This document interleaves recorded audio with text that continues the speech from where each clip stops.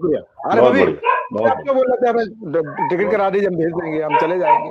क्यों भाई, आप लोग भारत के निवासी हैं, नागरिक हैं, तो आप लोग क्यों जल्दबाजी बोलते हैं कि हम चले जाए, हमें भगा दीजिए, किराया दे दीजिए? हमारे बाबा तो आपको किराया भी देने लगे कि आप चले जाओ। है? ये कौन सी बात है भाई? अच्छा लग रहा है हिंदुस्तान में, क्या देखिए तकलीफ हो रही है? बताइए। गौरव भाई, जनवादी मैं किसी के जनवादी बीच नेता में है नहीं आप। बोला, जी। मैं किसी के बीच में नहीं बोला, एक मिनट और आपके मैं लिए। उम्मीद भी करता हूँ कि मेरे समय में कोई नहीं बोलेगा, उसके बाद बोले। बोलिए। देखिए मुझे बड़ी तकलीफ है, बांग्लादेश में जो बांग्लादेशी नागरिक, हिंदू नागरिक अल्पसंख्यक की हत्या हुई है, या किसी की भी जी हुई हो जो अल्पसंख्यक है वहाँ, जी जिसके लिए हिंदुस्तान में और कहीं भी कोई मानवीय दृष्टिकोण से सभी को इसका दुख और दर्द है, सभी जी को है। तो जी मैं ये कहना चाहता हूँ कि मेरी मांग है आपके चैनल के माध्यम से कि जी। माननीय प्रधानमंत्री जी को सभी विधानसभाओं से प्रस्ताव पास कराना चाहिए, सभी विधान परिषद से प्रस्ताव पास कराना चाहिए, लोकसभा और राज्यसभा में प्रस्ताव पास कराना चाहिए। समाजवादी पार्टी आपके साथ है। अच्छा। दूसरा, यहाँ पर जो निर्वासित प्रधानमंत्री हैं बांग्लादेश के, उनको तत्काल बाहर करना चाहिए। वो जहन्नम में चली जाए, लेकिन भारत में नहीं रहने देना।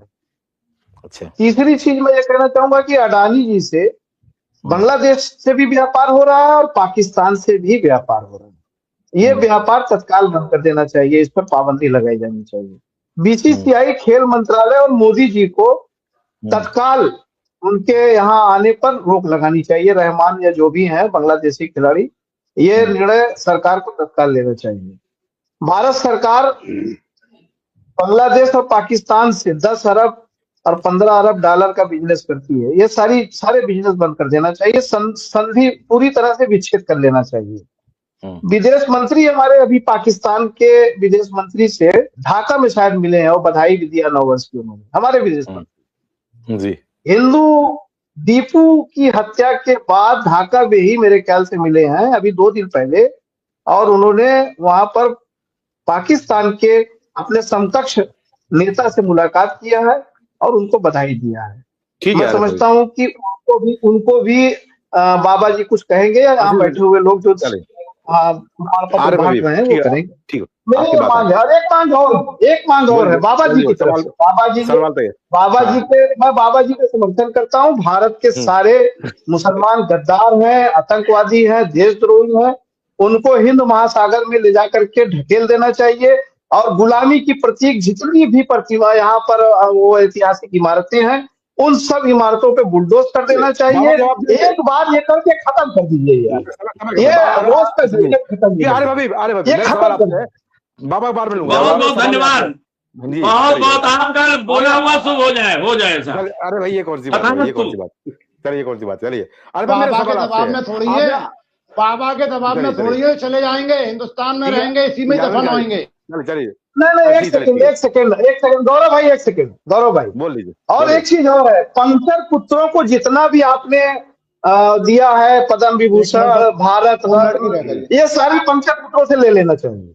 सारे अवार्ड जो है भारतीय पंकज पुत्रों से ले लेना चाहिए, और उनको ले जाके हिंद महासागर में खाड़ी में ढकेल दीजिए, जितनी इमारतें सब गिरा दीजिए। सब बातें कर ली, और आपका सारा जो है ये भारत।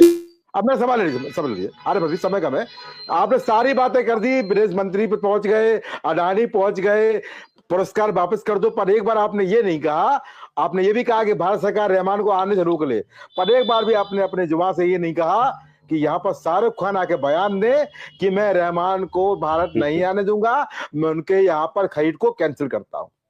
एक बार भी आपने बयान नहीं दिया। देंगे बयान? इनको अनम्यूट किया जाए, बोलिए, अनम्यूट किया जाए इनको। अरे भाभी, अरे अनम्यूट करिए भाई, आप बोल रहे हैं, क्यों म्यूट कर लेते? बोलिए। मैं ये कह रहा हूं कि विदेश मंत्री पाकिस्तान के नेताओं से क्यों मिले, इसका बयान जारी करेंगे? कैंसिल करेंगे? क्यों मिले? आप मैच उनके साथ खेलोगे, आप मिलोगे, क्योंकि उनके साथ शाहरुख खान नहीं लगा। अच्छा, क्या बात, जयशंकर है, इसलिए मिल सकते हैं। चलिए ठीक, सारा शुक्रिया आप सभी का महत्वपूर्ण चर्चा में जुड़ने धन्यवाद।